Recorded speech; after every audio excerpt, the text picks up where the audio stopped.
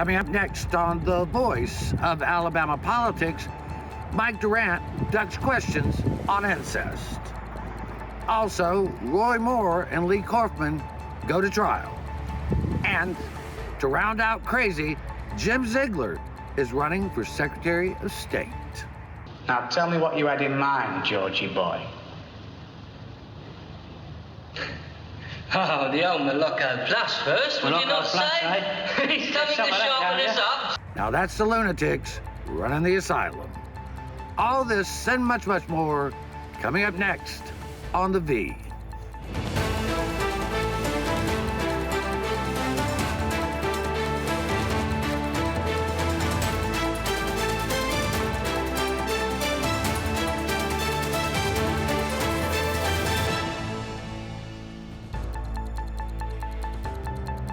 Welcome to The Voice of Alabama Politics, where we tackle the tough issues so you have the hard facts. I'm your host, Bill Britt, and today I'm joined by Susan Britt, research guru extraordinaire, and Josh Moon, columnist and investigative reporter with APR. Welcome. Hi. Hey, guys. Josh, this week we sent Jacob Holmes, reporter with APR, out to an event with Senate candidate Mike Durant. Mm-hmm. He would not take any questions. He ran out of the room. His people wouldn't let a reporter get near him, and the audience had to write down their questions, and they vetted them before they answered them.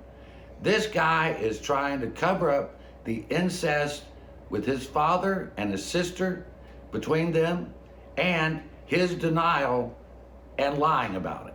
What do we make of a candidate like this, Josh? Well, I'll say that, that was probably the smartest thing he's done in a while, is not take any questions about this, because there's no good answer that he can have at this point. The truth of the matter has kind of buried him here. I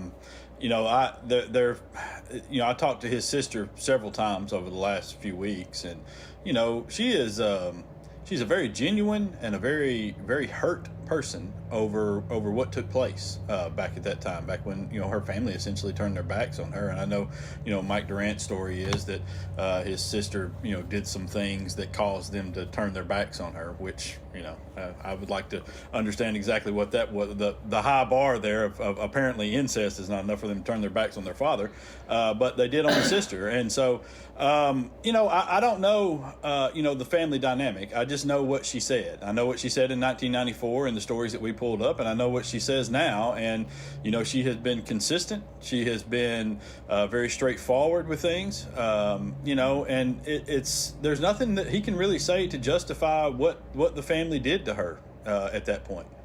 And Susan, this goes to character. Mm-hmm. He knew that his father had sexual relationships with his sister, and when confronted with it, he knew it, but when confronted with it by the press, once he became a national celebrity, he flat out denied it happened. It's just a sad day when somebody chooses their career over their morals. And I have to say, it may not matter to a lot of voters, but it matters. Moral character to me matters. And the other thing I have to say here is, if he won't answer the media questions now, and he won't answer anything that's not prepared now, how is he going to answer the questions of his constituents? Is he going to duck them as well? I mean, Josh, once the national press gets this information, if he shows up in the Senate, this will dog him every day he's in the Senate. Mm-hmm. But the craziest thing, you can appreciate this, the chairwoman of the Pike County Republican Party told Jacob Holmes, in essence, that, well, everyone's got skeletons in their closet. I don't think this should be disqualifying. We don't have those kind of skeletons. No, I think this is a pretty, I think it's more common than people like to admit, but I also don't think it's that common, and certainly you don't have the sort of skeletons in your closet, because let's be clear here. Nobody is accusing Mike Durant of any sort of abuse, okay? Nobody is saying that at all. No, not at all. But we are saying is that once he found out about this, and then became a national celebrity. At some point in there, he turned his back on his sister, who was the victim, very much the victim in this. And not only that, sort of, went against her publicly and discredited her claims and made her feel further like an outcast. Imagine, just sit and imagine for a moment that Mary Ryan's, that's his sister's name, is Mary Ryan. Imagine how she felt, after these years of abuse and finally getting the courage to come forward. And, I don't know what she did, but could whatever that she did to the family of embarrassing them or whatever the hell they think that she did, could it be worse than the way she was treated and the way that she had her childhood ruined and the way that her entire life was going to be affected? Let's not forget, Mike Durant didn't deny this from the beginning. There were a set of letters that he sent to Mary saying that he found out about it, how despicable it was, blah, blah, blah, until his career got in the way, and then he denied it. He did. Yeah. All right, well, we're going to have to move on. Mike Durant should not be let anywhere near a government office except to sign some paperwork apologizing to his sister and get it notarized. But anyway, all right. To a funnier subject. Jim Ziegler, the bloviator-in-chief of Alabama, has thrown his hat in the ring, Susan, to become the Secretary of State, a very important job, and not one for tomfoolery or buffoonery. No, absolutely not. But Ziegler needs a job. And everybody knows that. He's never had a job except for in public service. Well, he was a lawyer. He was a lawyer, Not very but good. his law license is no longer existent, and there's a lot going on with that. But no, the Secretary of State is a very important job by somebody that's really going to put their shoulder to the wheel and get the job done, like John Merrill has done in this job for the last however many years, 8 years. And Ziegler's always had positions in which you didn't even require to show up, basically. Right. I mean, Josh, this is a man who wants a paycheck. He doesn't really want a job. And Republicans right now are concerned about election integrity. You put Jim Ziegler in charge of elections in the state of Alabama, and integrity is not what you're going to get. No, listen, Jim Ziegler is a perfect Republican candidate. I wish him well in his endeavors. He is perfect for the Republican Party. He is exactly what they have decided their party is, which is a non-governing, showmanship, pandering party that does nothing for anybody except for themselves. And that has been Jim Ziegler's career. He stands there and just talks and flaps his gum about Wanda's desk and, nonsense that doesn't concern him at the auditor's job. And nobody cared because he was the auditor, and that's not a real position. But now he's going to go into one, and this is perfect. This is perfect for Jim Ziegler. But it is not perfect for the voters of Alabama. It will absolutely upend the voting process in Alabama to the point that you could not trust that the elections were fair at all, because this guy is just incompetent and incapable. That's who they want, man. That's who they want. Let them have him. All right. Well, we're going to have to leave it right there. Buffoonery aside, you're watching the voice of Alabama politics. We'll be right back.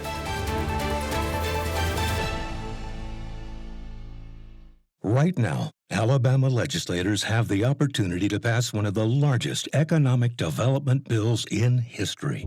But if they leave Montgomery without passing a casino gaming bill this session, we'll lose another $700 million next year. Just like the $700 million we're losing this year and the $700 million we lost last year. Call your legislators today and tell them we can't afford to lose another year. Pass the bill now. My dog Jupiter is frightened when I climb too high, the owl said.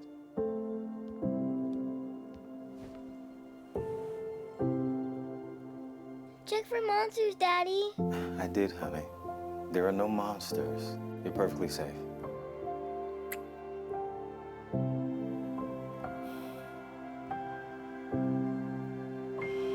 Protect yourself and those you love. Vaccinate now.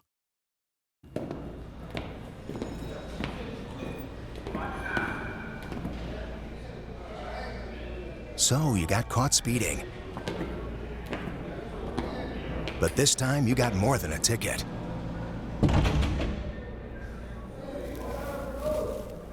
What are you in for? Vehicular homicide. Stop speeding before speeding stops you. Drive safe, Alabama. A message from your Alabama Department of Transportation. Welcome back to The Beat, the voice of Alabama politics. I mean, as if the silliness could not just accumulate exponentially. Mm-hmm.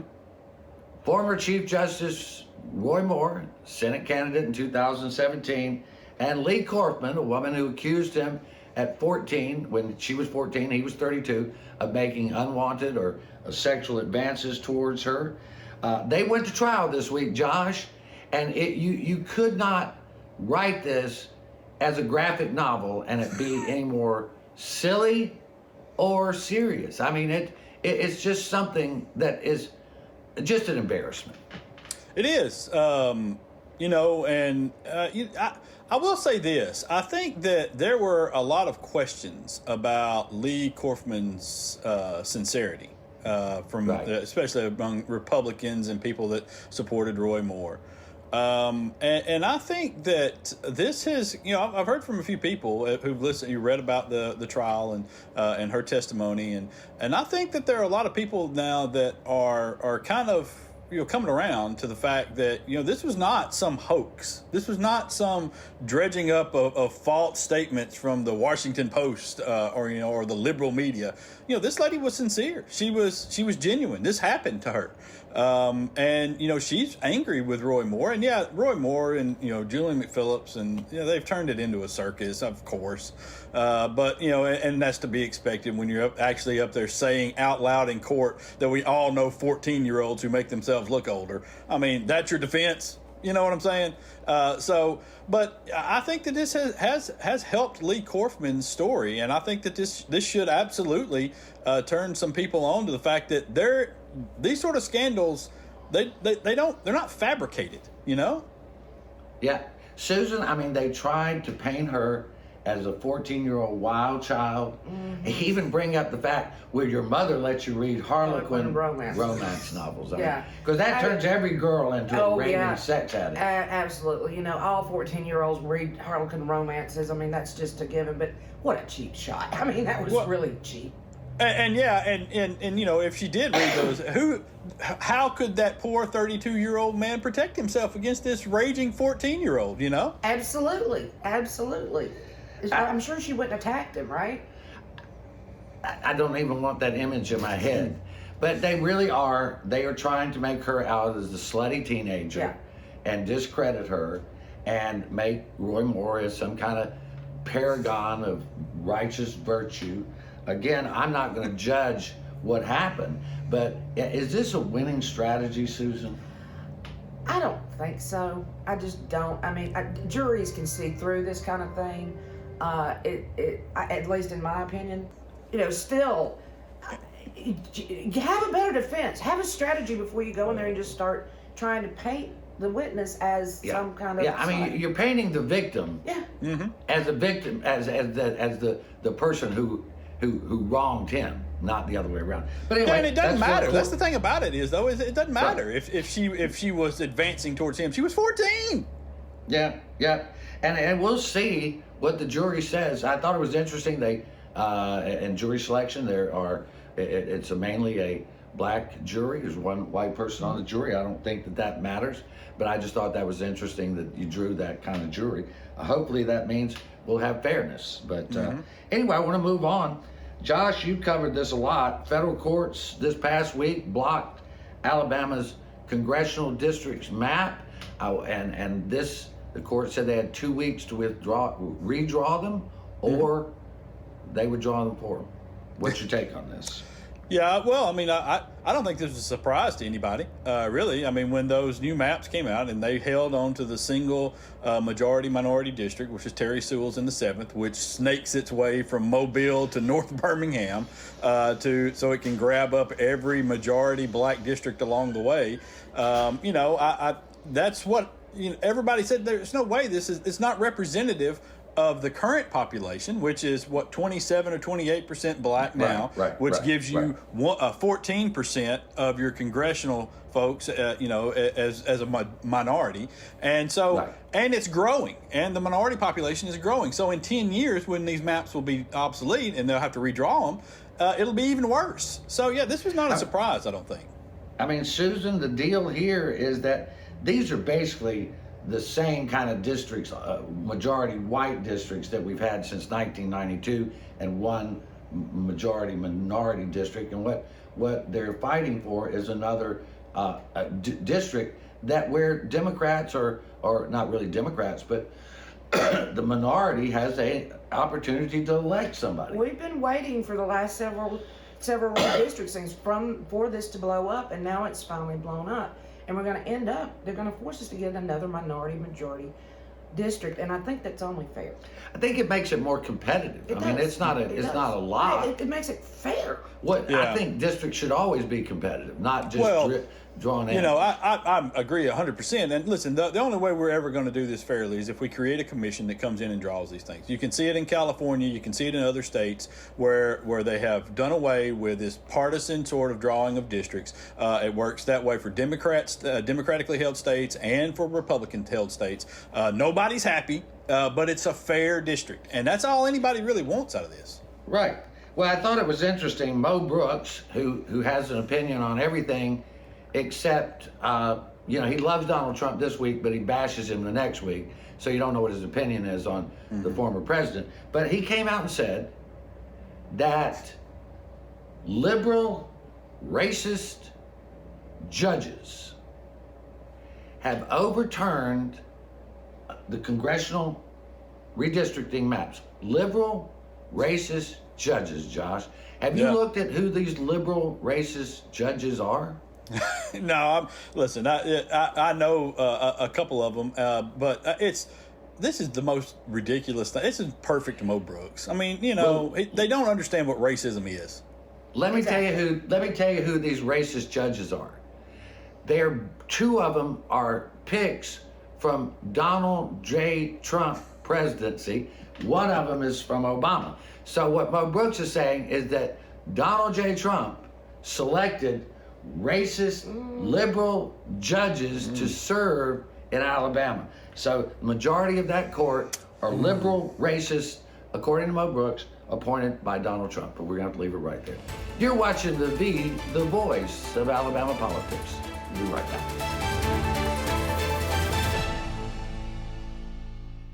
You'll never guess what 400,000 people in the U.S. were using when they crashed their cars last year. No, not this. This. Distracted driving will kill you. Drive safe, Alabama. A message from your Alabama Department of Transportation. My dog Jupiter is frightened when I climb too high, the owl said.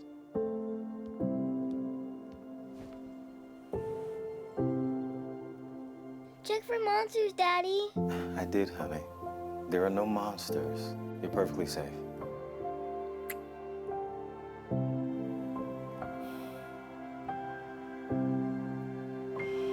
Protect yourself and those you love. Vaccinate now.